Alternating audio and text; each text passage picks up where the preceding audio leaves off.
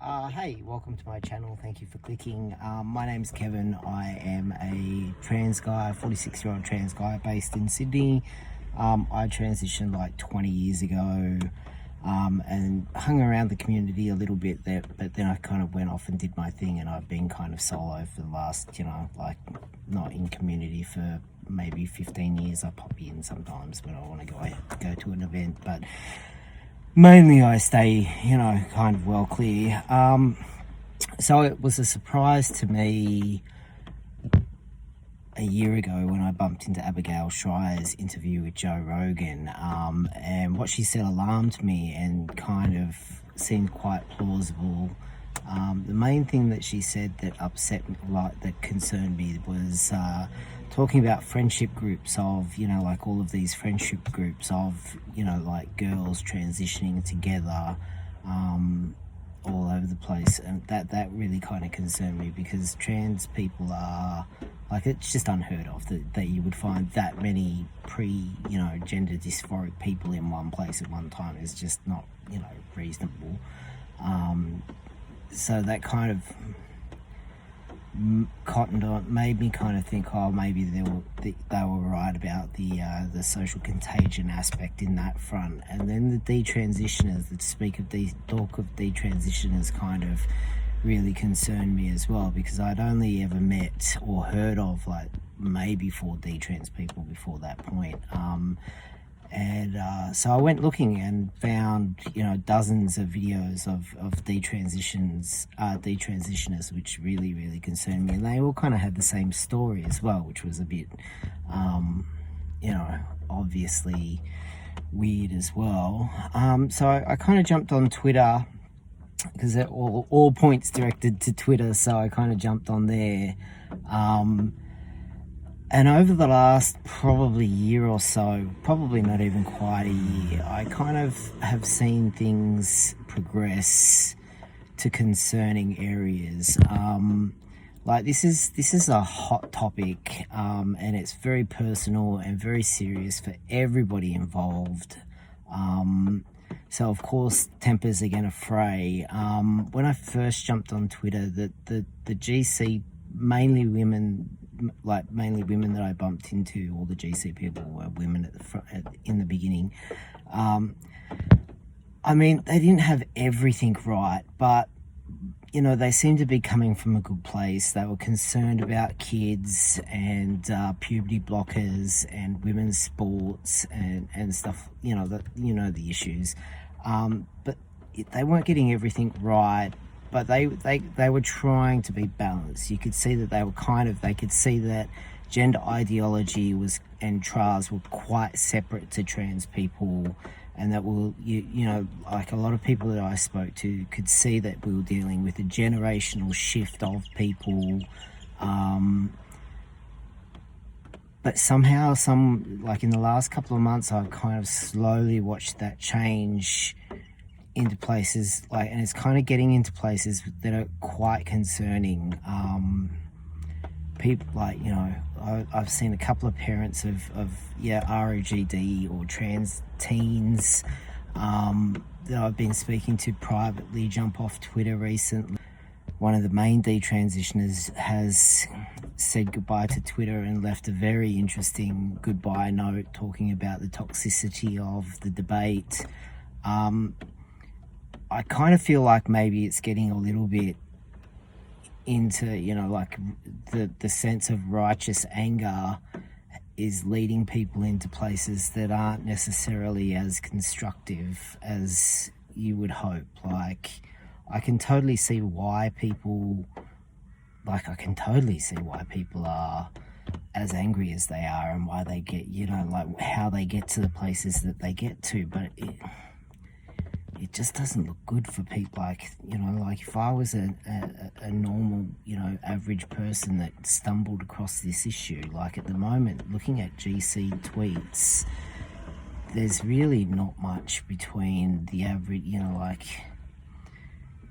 having a look at some of the tweets, like it can be hard to tell the difference in tone between GC tweets and your average tra tweet. Like, it's kind of getting into areas that are a bit unreasonable in places, and that scares me, not because like these people that are going on about trans medicine, you know, and closing it down, like I'm not really concerned about those people, because I don't see how governments across the West are going to be able to suddenly start legislating against minorities after the amount of progression there's been. I don't think they're going to be able to go back in lots of places. So the extremist stuff doesn't really concern me, particularly on a personal level. What concerns me about it is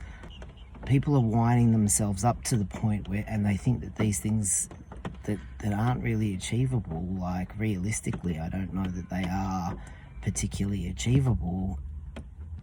And I worry about what's going to happen when they realise that they're like, trans people are here to stay. Like, you know, yes, there are issues that need to be resolved, and I think that those issues can be resolved for the most part, issue by issue. There's a balanced and middle way through most of those issues, most of the individual issues, but you know, it kind of, some of the rhetoric is getting a little bit concerning in terms of, you know, like, when this is over, we all have to live together, you know. Like, the West is a pluralistic society, so we don't have to agree. Like, not everybody's going to love that I exist. I totally get that. That's not a problem for me at all. The thing that worries me is what happens after, what happens next. That's what concerns me.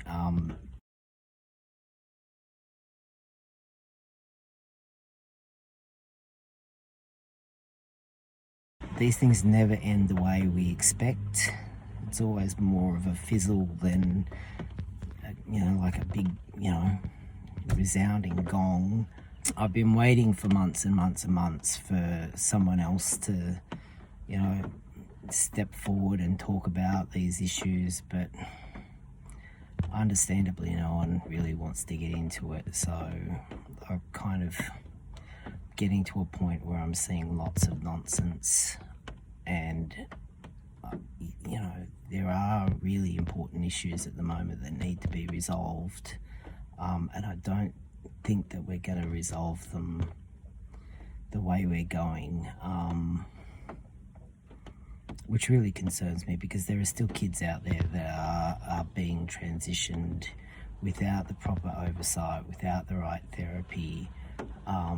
It kind of looks, in some areas, it's starting to look like a purity war, and the GC stuff really is starting to look like, you know, like everything that they hate, that people say they hate about trials, policing speech and policing thought, is starting to happen in GC tweets as well. You can see it, like, tweet by tweet, people getting more and more radical.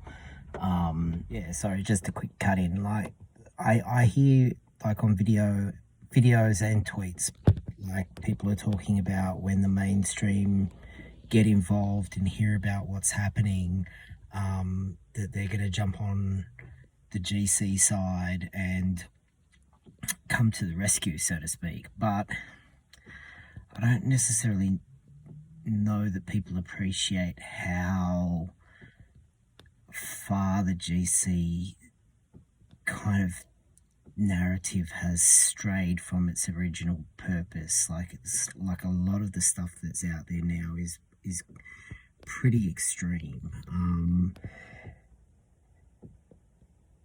And yeah, I kind of think there might be a overestimation of you know, the general public's willingness to get involved in what looks like completely toxic debate. Like, it just, from the outside, it looks completely like absolutely toxic. So,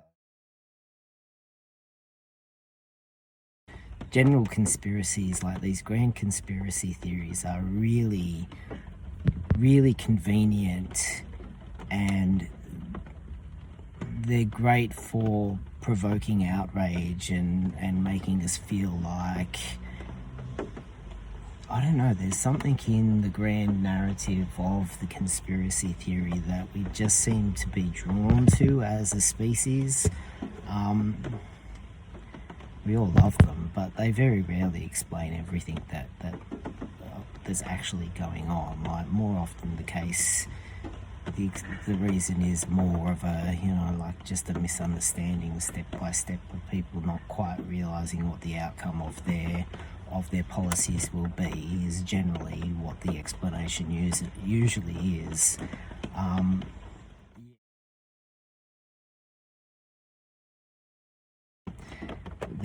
These arguments, like the feminist/trans woman argument, has been going on since before the 90s. Like, people coming in, parents and professionals are coming into this space now thinking that this is a new argument, or that this, like, just not understanding the history of it. Like, this has been going forever. Like, it's never been quite this big before, but like, a lot of these arguments are very, very old.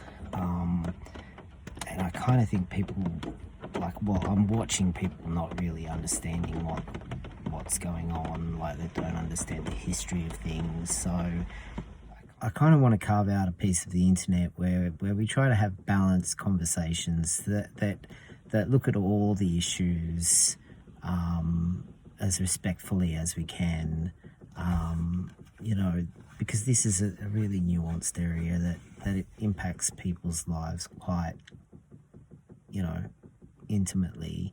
And it's not just, I personally think that this trans thing is not the only problem we're facing at the moment. I think it's a symptom of a larger issue surrounding youth.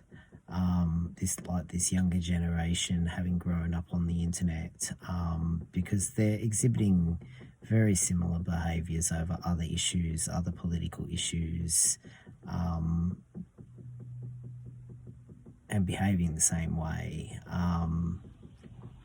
which kind of tells me that something big is there's like a big generational shift that's happening.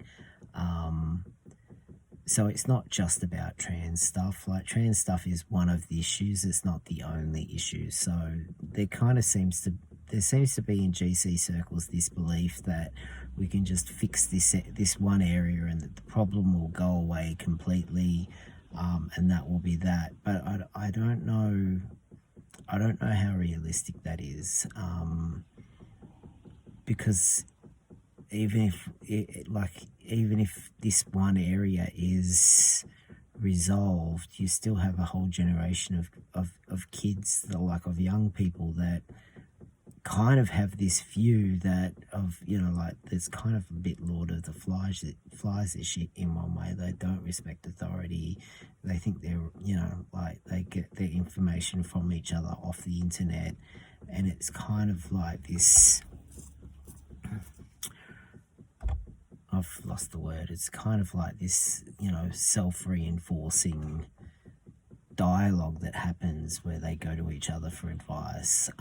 So even if trans stuff gets resolved, there's still Black Lives Matter and Antifa, and the climate stuff that's happening in the UK looks particularly interesting. So I kind of want to have an area where we look at this stuff kind of a bit as balanced as we can, as realistically as we can, and as holistically as we can as well. And hopefully that might help some people find some answers and find some personal solutions. Thank you.